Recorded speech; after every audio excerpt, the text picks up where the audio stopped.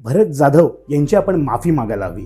होय, we R sorry Bharat Jadhav. कारण या माणसाने गेली कित्येक वर्ष आपल्याला हसवलं, मनोरंजन केलं, रंगमंच गाजवला, सिनेमे केले. पण आपण काय केलं?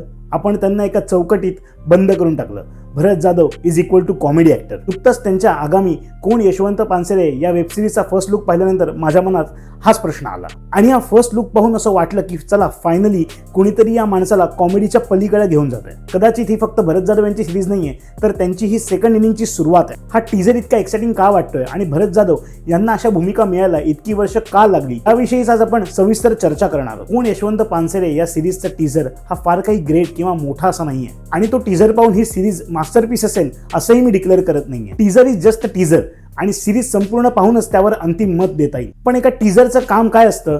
तुमची क्युरिओसिटी वाढवणं. आणि नक्कीच या टीजरने माझी क्युरिओसिटी खूप वाढवली आहे, विशेषतः भरत जाधव यांच्याबद्दल. कारण या फर्स्ट लुक मधनं त्यांची जी भूमिका आपल्याला दिसतीये ती त्यांच्या नेहमीच्या कॉमिक पर्सोनापेक्षा वेगळी जाणवतीये. आणि हेच मला सगळ्यात जास्त एक्साइटिंग वाटतंय. कारण गेल्या काही वर्षात जेव्हा भरत जाधव यांनी त्यांचा कम्फर्ट झोन सोडून काही वेगळे प्रोजेक्ट हाती घेतले, तेव्हा एक गोष्ट पुन्हा पुन्हा सिद्ध झाली की भरत जाधव यांच्याकडे एक ऍक्टर म्हणून खूप काही आहे. स्कॅम 2003 आणि आता थांबायचं नाही यासारख्या अलीकडच्या प्रोजेक्ट्समध्ये त्यांचा स्क्रीन प्रेझेन्स आपल्याला प्रकर्षाने जाणवलाय. आणि म्हणूनच कोण यशवंत पानसरेचा टीजर पाहून माझ्या मनात एक्साइटमेंट बरोबर आणखी एक प्रश्न सुद्धा निर्माण झालाय की आपण इतकी वर्ष या ऍक्टरवर एवढा अन्याय का केलाय? आपल्या मराठी मनोरंजन सृष्टीचं एक खूप मोठं दुर्दैव आहे.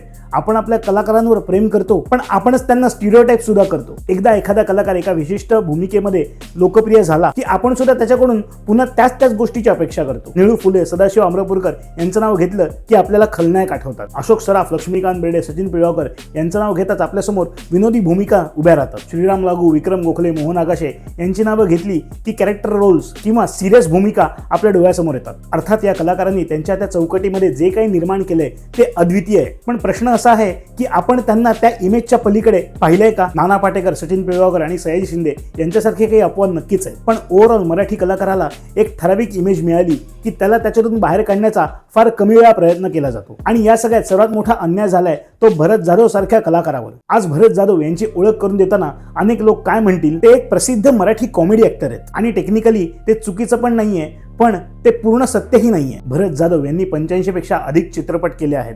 याबरोबरच 8 टेलिव्हिजन सिरियल्स मध्ये सुद्धा काम केलंय. इतकंच नाही तर 8500 पेक्षा जास्त नाट्यप्रयोग सुद्धा केलेत. त्यांच्या अभिनयाची सुरुवात शाहीर साबळे यांच्या महाराष्ट्राची लोकधारामधून झाली. त्यानंतर ऑल द बेस्ट, श्रीमंत दामोदर पंत, सही रे सही, आमच्यासारखे आम्हीच यासारख्या नाटकांमधून त्यांनी रंगभूमीवर स्वतःचं असं साम्राज्य निर्माण केलं. सही रे सहीने तर 4444 प्रयोगांचा टप्पाही गाठला. आता जरा विचार करा की 8500 नाट्यप्रयोग करणाऱ्या अभिनेत्याला आपण विनोदी ऍक्टर म्हणून ओळखतोय. यापेक्षा मोठं दुर्दैव आणखीन काय असू शकतं? होय, भरत जाधव कॉमेडीमध्ये जबरदस्त आहेत. त्यांचं टायमिंग उत्कृष्ट आहे.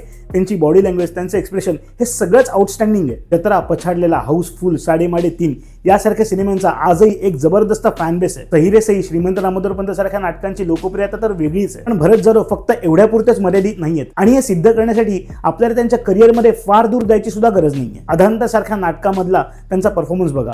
प्रपंच सारख्या टीव्ही सिरियलमध्ये त्यांनी साकारलेली व्यक्तिरेखा बघा. नामदार मुख्यमंत्री गणप्या गावडे यामधला त्यांचा अभिनय बघा. तसंच शिक्षणाचा आईचा घो या चित्रपटामधलं त्यांचं उत्तम काम बघा. झिंग चिक झिंग सारख्या सिनेमासाठी त्यांना महाराष्ट्र शासनाचा उत्कृष्ट अभिनेत्याचा पुरस्कार सुद्धा मिळाला होता. इतकंच काय तर रिंगा रिंगा आणि फक्त लढमणा यासारख्या सिनेमांमध्ये त्यांनी साकारलेल्या ग्रे शेड्स बघा. म्हणजे एव्हिडन्स तर आपल्या डोळ्यासमोर आहे. पण मग प्रश्न असा आहे की आजही आपण त्यांना जत्रा किंवा सही रे सही मधला भरत जाधव म्हणून का ओळखतो? इथे फक्त इंडस्ट्रीला दोष देऊन चालणार नाही. इथे आपली सुद्धा तितकीच चूक आहे. कारण आपणच एखाद्या अभिनेत्याला स्टिरियोटाइप करतो आणि जेव्हा तो कम्फर्ट झोनच्या बाहेर जाऊन काहीतरी करू पाहतो तेव्हा आपणच हा प्रश्न विचारतो की अरे हा काय करतोय? म्हणजे एकीकडे आपण म्हणतो की ऍक्टर्सना चॅलेंजिंग रोल स्वीकारायला पाहिजे, पण खरंच एखादा ऍक्टर जेव्हा असे चॅलेंजिंग रोल स्वीकारतो तेव्हा प्रेक्षक म्हणून आपण ते ऍक्सेप्ट करू शकतो का? म्हणूनच कोण यशवंत पानसरेचा टीजर हा मला खूप वेगळा वाटतो. आणि गंमत म्हणजे टीजर म्हणून समोर येणाऱ्या कथानकाची जी झलक आपल्याला मिळते त्यात एका साचेबद्ध आयुष्यात अडकलेला वकील, त्यातून बाहेर पडण्याची त्याची इच्छा आणि काहीतरी वेगळं करण्याची धडपड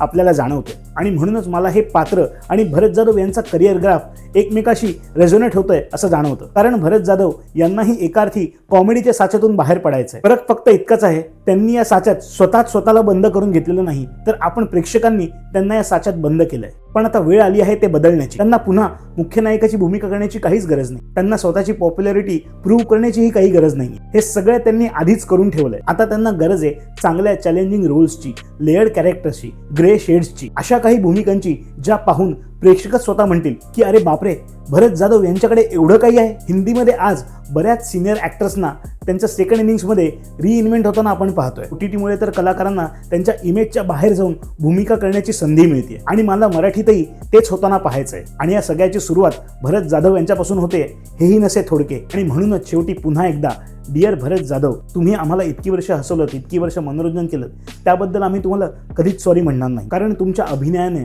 आमचं बालपण, आमच्या आठवणी, आमच्या सिनेमाच्या आठवणी सगळं काही समृद्ध केलंय. पण तरीही तुम्हाला फक्त कॉमेडी ॲक्टर म्हणून बघितल्याबद्दल वी आर जेन्युइनली सॉरी. कारण तुम्ही त्यापेक्षा खूप मोठे आहात आणि हे पदोपदी तुम्ही प्रूव्ह केलंय. फक्त आम्ही प्रेक्षक म्हणून ते पुरेसं ॲक्नॉलेज करण्यामध्ये कमी पडलो. आता कोण यशवंत पानसरे या माध्यमातून पुन्हा एकदा तुमच्यातला तो ॲक्टर समोर आला तर यावेळी आम्ही प्रेक्षक त्याकडे दुर्लक्ष करणार नाही. आणि honestly I really hope this is just the beginning. तुम्ही कोण यशवंत पानसरेचा टीझर पाहिलाय का? पाहिला असेल तर तुम्हाला भरत जाधव यांना या वेगळ्या भूमिकेत पाहून नेमकं काय वाटतंय हे मला कमेंट सेक्शनमध्ये सांगायला विसरू नका. आणि अशाच रॉ, ऑनेस्ट आणि मराठी सिनेमाबद्दलच्या डिस्कशनसाठी द मराठी टेक या चॅनलला सबस्क्राईब करायला विसरू नका. आपण भेटूया पुढच्या व्हिडिओमध्ये.